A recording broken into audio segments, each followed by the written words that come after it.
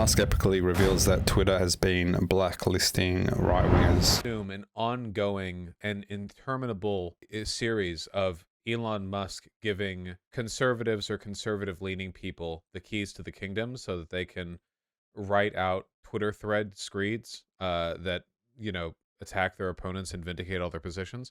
We now have the Twitter Files Part 2.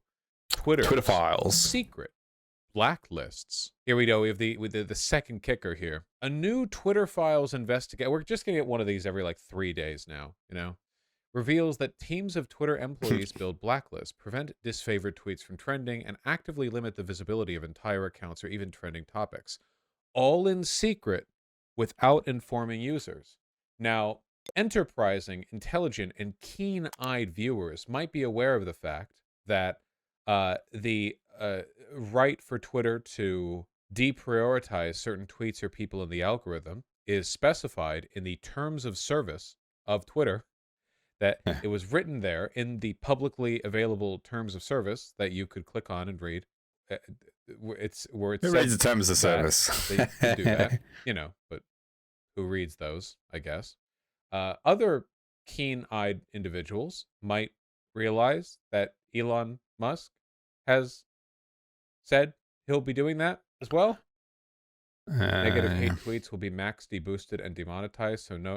New Twitter policy is freedom of speech, but not freedom of reach. Yeah, I've seen this on before. Negative hate tweets will be max deboosted and demonetized, so no ads or other relevant or other revenue to Twitter. You won't find the tweets unless you specifically seek it out, which is no different from the rest of the internet. So you're basically shadow banning them. And this is the problem Elon Musk is doing a circle here, and he's coming up with the same solutions that Twitter came up with. Was, hey, we need advertisement revenue. So the way we need to get a revenue is by shadow banning certain content, so then the advertisers are happy with the content that the ads being displayed on. With this whole negative hate tweets will be max deboosted and demonetized. Who's making the decision of what is negative and hate speech? Hate and negative, like negative. How do you determine what negative speech is? Who's making that decision? Because negative speech, depending on what type of person you are, what your beliefs are, what your morals are, negative speech can vary drastically. And this is the same issue that Twitter had to begin with, where they're shadow banning, or it's the same issue that all social media companies come across. You're shadow banning or you're demonetizing certain content because you feel like you have people that are making decisions that it's negative or hate speech or misinformation, but the people that are making these decisions aren't the people that should be making these decisions. Because especially around the whole COVID-19, what determines what is misinformation, especially something as new at the time as COVID, where we're walking new boundaries. We're walking down a path that we hadn't walked down with a virus that we aren't that familiar with, and vaccinations that we're not sure of. So what is misinformation? How do you judge what is misinformation? And it's the same issue here. Who's going to make the decisions of what is hate and negative speech? Is it going to be a political bias as well? And I think that's the problem that Twitter had initially, that it was thought that their political side that they were leaning to was the left.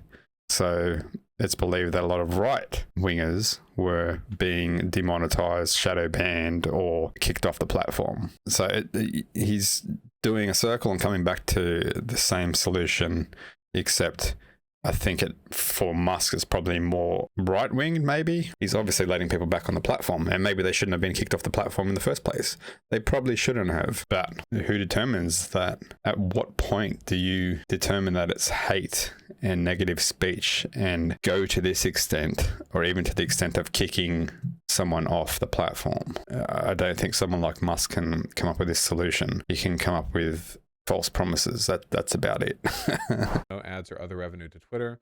You won't find the tweet unless you specifically seek it out, which is no different from the rest of the internet. So he said he's going to do the same thing.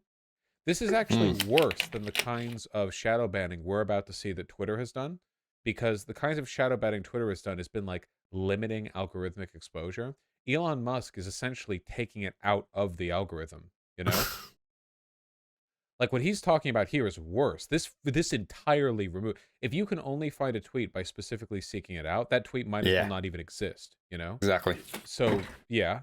So okay, it was in Twitter terms of service, and Elon's doing the same thing, but let's continue. Twitter once had a mission to give everyone the power to create and share ideas and information instantly without barriers. Along the way, barriers nevertheless were erected. Who could have believed? It's very similar to the same promise that he offered with the whole paid verified tick for the paid tick. And he was promising that if you don't have the paid verified tick, then basically your tweets would be pushed to the very bottom and not seen. So it's not that much different from what he was promising with the verified paid tick. So you don't pay, you're shadow banned. You get determined by someone that maybe shouldn't judge what is hate speech or misinformation, whatever else, will shadow ban or push your tweet to the very bottom. It's just like, at what point does what's going to get to the top? So you have to be paid. What if you're paid, verified, and you're also delivering what you think is hate speech? Will you then be shadow banned? Will your tweet then be at the bottom of the list? But hey, I paid my $8.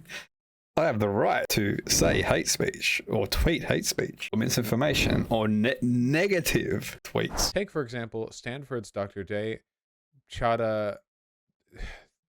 Bhattacharya. We ever covered this person? I don't believe we have. Who argued COVID lockdowns would harm children.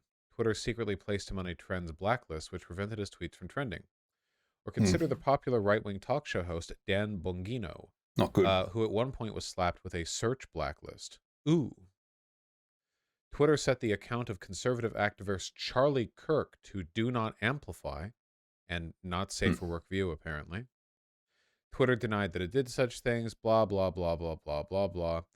Here's the fun part right here. This is proof. The Libs of TikTok account was actually getting special treatment from Twitter. Wow. Do not take action on user without consulting with SIPPES. Yeah, This it's crazy. account had a specific flag saying, do not moderate this account. What does SIPPES mean? Well, strike count to high profile, not suitable for work view, other, multiple accounts. Okay, so multiple accounts, Twitter blue verified, recent abuse strike, trends blacklist, notifications spy. Okay. I assume it means like someone higher up in the company. They were given special treatment. 100%. Twitter would have banned Libs of TikTok, who, again, keep in mind, was actively like creating target lists for stochastic terrorism.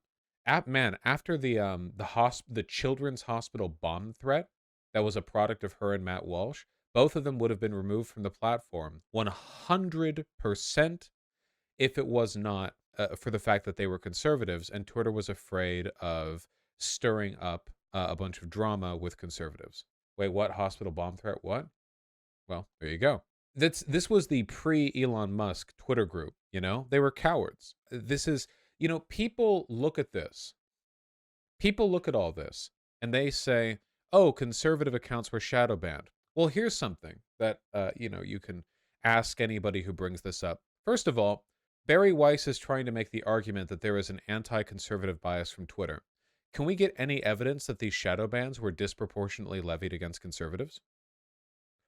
Like, what they're doing here is they're going in, choosing like 4 conservative accounts, or in this case, like an anti-COVID whatever account, and saying, well, there were these limitations there. What about other people? I mean, this proves that there was some kind of like very direct preferential. Yeah, Barry Weiss presenting information dishonestly, if you can believe such a thing. Question number 2.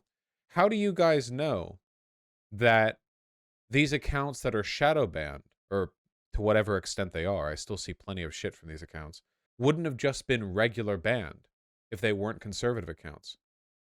Yeah, Twitter has acknowledged that its algorithm has a right-wing bias. This was from Twitter itself. So to that extent, this is the case for like basically all social media for a variety of reasons. So to that extent, like, what bias does this prove? Because the only active evidence of bias that's provided by this thread, the only thing here that empirically proves any bias is this little bit right here above the libs of TikTok account. Yep. Do not take action on user without consulting with SIPPS. Right there. That's it. And it's favorable to conservatives. Yeah, Charlie Kirk was promoting violence. For all of these accounts, with the exception of that COVID guy to begin with, would have been promoting violence to some extent or another. Being conservative is about promoting violence, anti-democracy, a variety of other things. There is a reason why. There are so many lines from which you can take this. Yeah, libs of TikTok got like 6 temp bans. Absolutely would have been regular banned if it was any other account. People say, oh, well, conservative bias, First of all, if such a bias was proven, and it has not been, I would be in favor of it. And the reason for that being, conservatives should get banned more often because they do things that are ban-worthy more often. You know what I mean? It's like complaining the criminal justice system is a bias against thieves. Like, yeah, no shit. Like, any sensible terms of service is going to broadly outline, the shit you can't do. And the shit you can't do is just going to hit conservatives more often because they're bad people. And this is where Vosh's any argument that he's just come before what he just said just breaks down, because it just shows that your whole reason for your argument is politically driven, and that's the problem with politics. It's one side or the other. If you're on one side, the other side's bad. If you're on the other side, this side's bad. Where you're just going down the line of the side that you sit on in terms of their thought patterns and beliefs and what you stand for, where there's no independent thinking. So I don't care about the political side of it, just my own opinions of things, but everything has to be politicized. Best of dying Twitter. What do we got? What is this? 28 authors have expanding access to Twitter's files. We're just getting started on the reporting. What is this? Ladies, get the best vibrator from Mate Some. Who needs a man? Gotta get them affiliate bucks. Elon is now replying in argument to Lara Logan, who was recently banned from Newsmax for spreading conspiracies about a global cable of UN officials who dine on the blood of children. What the hell? While he sat on that council, children were being trafficked, and you knew it, and at best did nothing. You should not just be able to walk away, you should be held accountable. Elon Musk. Indeed, shame on them. 3 of us resigned from Twitter's Trust and Safety Council today. Blah, blah, blah, blah, and me. Here's why. Netfamilynews.org. Okay. Elton John. Okay, so Elton John's leaving. All my life I've tried to use music to bring people together, yet it saddens me to see how misinformation is now being used to divide our world. I've decided to no longer use Twitter, given their recent change in policy, which will allow misinformation to flourish unchecked. Yeah, but it comes down to the same thing. Like, I don't like Elon Musk, and I think he's just destroying Twitter bit by bit. But in terms of misinformation, Twitter had a problem before Musk took over, because it comes down to that same problem. Who determines what is misinformation? Who determines that? If you don't have the right people determining that it's misinformation, then misinformation to one person is not misinformation to another person. And sometimes misinformation can be claimed to be misinformation, but later come out that it's actually accurate information.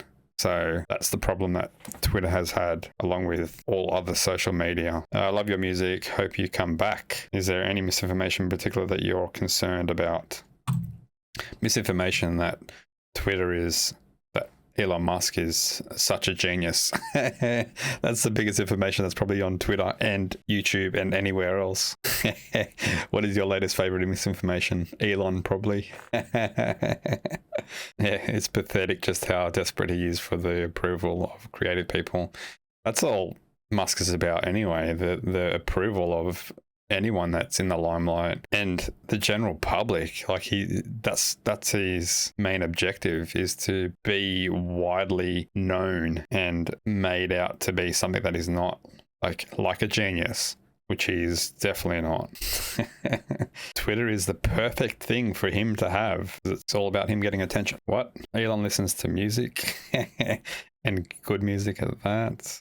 Classic narcissist. Give me the exact examples of what you think I did wrong. Well, I think Twitter has a bigger problem in terms of misinformation now, I think, because of the whole verified. I think that's something that's definitely been created by Musk. Obviously, it got shut down very quickly.